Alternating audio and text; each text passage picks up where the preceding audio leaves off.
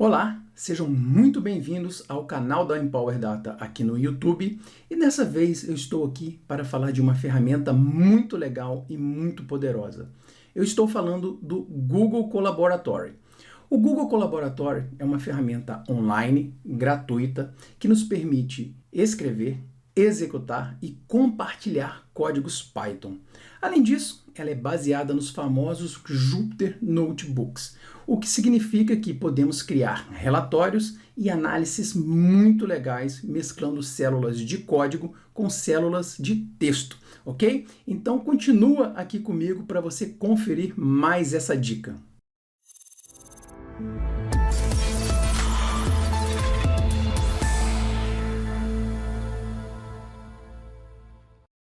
Bom, a primeira coisa que vamos aprender é como acessar o Google Colaboratory. E a gente pode fazer isso de duas maneiras diferentes. A primeira é utilizando o link direto da ferramenta, que a gente pode pesquisar aqui no Google, digitando Google Colab.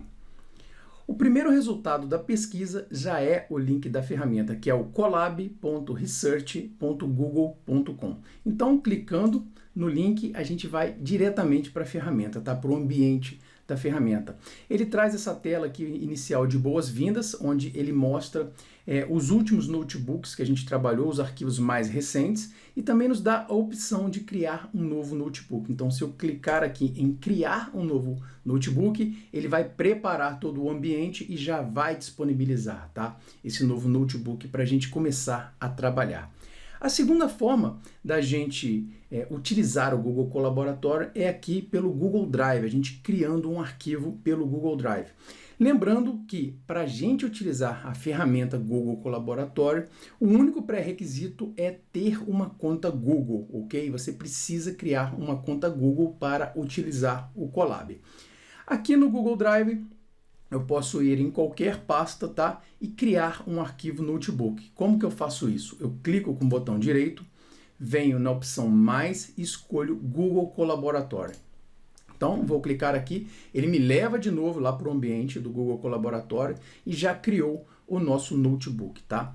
Aqui em cima, a gente tem o nome do notebook, que vai ser também o nome do nosso arquivo. Então, vou mudar esse nome, vou dar 2 cliques aqui, ó, e vou chamar de meu primeiro notebook. Tá joia? E aí vamos dar uma olhada geral aqui na ferramenta para a gente entender como ela funciona. Aqui na parte superior, tá? Como qualquer outra ferramenta, a gente tem os menus. Aqui em arquivos, a gente pode salvar o nosso notebook, a gente pode fazer o download desse notebook e a gente pode também carregar arquivos de notebooks que estão localmente na nossa máquina. Tá joia? A gente tem toda a parte de edição, a gente tem a configuração aqui do ambiente de execução, depois a gente vai ver mais algumas coisas aqui. Na parte de ferramentas, a gente tem algumas configurações aqui do Google Colab, tá joia? Em outros vídeos a gente vai entrar em detalhes, tá? Nessas configurações. Só um detalhe aqui, já quando você entra em configurações, ó, ele já deixa você alternar entre o tema Light, ó, e o Dark, tá? Quem gosta do ambiente Dark, de ficar mais escuro para não ter muita luminosidade, tá, no rosto, ele já disponibiliza essa característica. Aqui no nosso tutorial eu vou voltar para o ambiente Light, fica mais fácil para as pessoas enxergarem aqui o que a gente está fazendo, tá joia? Como eu disse para vocês, o Google Colab ele é baseado no Jupyter Notebook. E isso significa que a gente trabalha com células, e basicamente 2 tipos de células. Células de código e células de texto, tá bom? Aqui a gente já tem uma célula de código, e eu sei disso porque ela já traz esse ícone aqui, ó, esse play aqui do lado. Se a gente clicar no play, a gente vai executar essa célula de código. Então, eu vou digitar aqui um comando do Python, vou dar um print, e vou passar uma string aqui, ó, testando o Google Colab. Vou clicar no play e um detalhe, quando a gente executa a primeira vez, tá, uma célula no nosso notebook, ele vai demorar um pouquinho, porque se a gente olhar aqui do lado direito, ó, ele está aqui com a opção conectar, ele não conectou a uma sessão ainda. Então, ó, vou dar um play, e se a gente olhar aqui, ó, ele está alocando recursos, agora ele está se conectando e vai inicializar uma sessão para a gente. Ó, já executou minha célula. Se eu clicar de novo, a célula vai ser executada imediatamente, porque a sessão já está ativa, ok? Então, ó, vou clicar de novo, ele já executou a célula. Como que eu adiciono células aqui no Google Colab? A gente tem várias formas de fazer isso, tá? A primeira, eu posso passar o mouse aqui embaixo dessa célula e ele já me dá a opção de criar uma célula de código ou uma célula de texto. Eu posso também utilizar esse menu superior aqui, ó, que ele me dá a opção aqui, ó, célula de código e uma célula de texto. Então, eu vou clicar aqui em texto, ele já vai criar uma célula agora de texto, tá? A célula de cima é uma célula de código e essa é de texto. A de texto a gente pode inserir qualquer tipo de texto e a gente pode utilizar linguagens de marcações, tá? A gente pode utilizar marcações Markdown ou HTML para formatar os textos no Google Colab.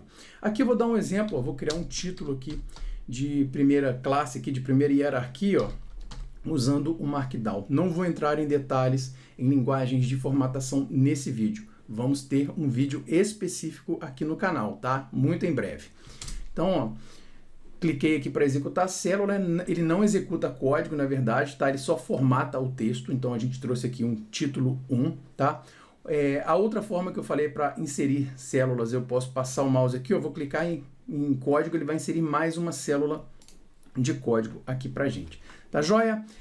Do lado esquerdo, a gente tem aqui, ó, essa opção aqui, esse menu hambúrguer que a gente chama, né? Vou clicar aqui nesses 3 tracinhos e ele abre o menu lateral. Esse menu lateral, ele tem basicamente 3 seções, tá? Muito importantes. A primeira seção aqui é a nossa seção de índice. E aí, se vocês verem, quando eu criei aqui, ó, o título, né, que é um título de primeira hierarquia, tá, com formatação Markdown, ele já colocou esse título aqui no nosso índice. Então, esse índice ele serve para a gente organizar, tá, os nossos notebooks. Vou colocar aqui um exemplo, ó, vou colocar um título aqui, ó, de segunda hierarquia, tá, ó, título 2. Opa, eu cliquei aqui, ó, por que não apareceu? Porque aqui, ó, ele ficou como uma célula de código. A gente precisa que seja uma célula de texto, tá? Então, ó, quando eu coloco um título 2, tá? É um título de segunda hierarquia, olha só, ele começa a montar as seções do meu notebook aqui, ó, tá? De acordo com o que a gente está criando. Então, isso, além de facilitar a organização do nosso notebook, ele vai facilitar também a gente navegar depois pelo notebook. Então, se eu clicar em título, ele vai lá para a célula onde está título 2, ele vai para a célula onde está título 2, ok? Aqui nessa seção, ele traz alguns snippets de código, e quando a gente fala snippets, a gente está falando de exemplos de código. Então você pode vir aqui nessa seção e clicar em vários exemplos aqui, ele vai carregar o código para o notebook e você pode executar esse código e testar vários exemplos de códigos Python, ok? Você vai ver várias formas de utilizar o notebook, ok? Aqui nessa seção, aqui nessa última seção, a gente tem a parte de arquivos. E aqui é muito importante a gente saber de um detalhe. Quando a gente carrega um arquivo para o nosso notebook, esse arquivo só é válido dentro da seção corrente que a gente está utilizando. Se eu fechar o notebook e voltar depois de alguns dias a trabalhar nele novamente, eu tenho que fazer o upload novamente desse arquivo, tá joia? Vou subir aqui um arquivo, tá? Para a gente ver, vou clicar aqui em upload e vou subir esse arquivo aqui, ó, dados vendas, ok? Ele já dá esse aviso aqui, ó, os arquivos enviados serão excluídos quando o ambiente de execução for reciclado, ou seja, ele só é válido na nossa seção, na seção corrente, tá joia? Então, ó, ok, ele já subiu o arquivo aqui pra gente. E pra gente ver que a gente realmente consegue acessar esse arquivo, eu vou utilizar aqui o Pandas. Se você não conhece ainda Python ou não conhece a biblioteca Pandas, não se preocupe, isso aqui é só um exemplo, só para a gente conseguir ler o arquivo. Deixa eu colocar aqui o que eu coloquei errado, é SPD, tá? Importe pandas SPD. Esse SPD é um alias que a gente pode utilizar, é um apelido, tá? Quando a gente importa alguma biblioteca. Vamos fazer o seguinte, eu vou criar aqui uma variável chamada df, vou colocar aqui um pd read, ó, eu vou digitar só o read, ó, e olha só que legal, o Google Colab, ele já tem um autocomplete, então ele já me oferece aqui, ó, a opção de todas as funções que eu consigo acessar do Pandas. Isso facilita muito na hora da gente codificar, tá? Então eu vou colocar aqui o read CSV, vou passar o nome do nosso arquivo, ó, dados vendas.csv, e o separador que eu utilizei nesse arquivo é o ponto e vírgula. Executei a célula, daqui a pouco eu vou mostrar os atalhos, tá? Mas só adiantando, se você está na célula, você pode executar clicando no play, ou você pode executar com Shift Enter, também executa, tá joia? Se eu chamar aqui minha variável df, a gente vai ver que a gente conseguiu acessar o arquivo que a gente acabou de fazer o upload. Tá joia? Uma outra característica muito legal aqui do Jupyter Notebook é que a gente consegue utilizar GPUs, tá? Que são aceleradores gráficos, ok? A GPU é um recurso muito caro, quem trabalha aí com ciência de dados ou quem é da área de jogos, quem gosta muito de jogos, sabe disso, tá? E aqui a Google disponibiliza esse recurso para a gente, tá? E como que a gente consegue configurar a utilização de GPUs? A gente vem aqui no menu superior, ambiente de execução, e aqui ó, tem alterar o tipo de ambiente de execução. E aqui ele está perguntando assim, ele está dando opção, né? Acelerador de hardware. Aqui na nossa seção a gente não está utilizando nenhum. E aqui eu posso selecionar para utilizar uma GPU, ok? E salvar. Agora a minha seção passa a utilizar uma GPU. Tá? Estou inicializando uma nova seção quando eu escolhi a GPU. E aí olha só o detalhe que eu acabei de falar, ó, o meu arquivo sumiu, porque eu inicializei uma nova seção. E aí para eu utilizar o arquivo novamente, eu tenho que clicar aqui ó, em Upload e subir de novo o dados vendas, para ele ficar disponível para a gente trabalhar. Tá joia?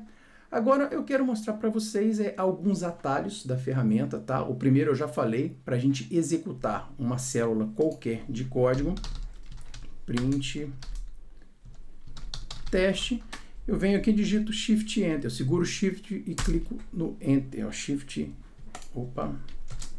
Enter. Para a gente criar, tá, células, a gente tem duas opções, tá? Criar células para baixo ou criar células para cima. Células para baixo, a gente utiliza o atalho Ctrl M B. Então eu seguro Ctrl, clico no M e depois no B, tá? Que é de below, abaixo. Ele criou uma célula aqui para a gente na parte de baixo. Agora, se eu quiser criar uma célula para cima, é o Ctrl M A, de above, tá? Ele vai criar acima. Se a gente quiser deletar uma célula, Ctrl M D, tá? De delete, ele vai apagar essa célula. E se a gente quiser converter uma célula que é uma célula de código para uma célula de texto, a gente usa Ctrl MM, ok? Ele passa essa célula para uma célula de texto. Se a gente quiser voltar ela para a célula de código, Ctrl MY, ok? Esses atalhos eles são muito simples, mas eles ajudam muito a nossa vida na hora de programar aqui dentro do Google Colaborator. Eles aumentam muito a nossa produtividade, ok? Então, era o que eu queria mostrar aqui da ferramenta para vocês. Espero que vocês tenham gostado. Se vocês ainda não conheciam essa ferramenta, tá? Dá uma olhada nela, é uma ferramenta muito legal, muito poderosa. A gente utiliza aqui na Empower Data em todos os cursos praticamente de Python. Se você gostou desse vídeo, não esquece de deixar o seu like para fortalecer aqui o canal e de ativar o sininho, porque a gente vem semanalmente trazendo muitas novidades de Python, de Power BI, de Excel, de Tableau, enfim, de diversos assuntos, né, ligados a esse universo maravilhoso que é análise de dados, que é ciência de dados, ok? Um grande abraço e a gente se vê no próximo vídeo.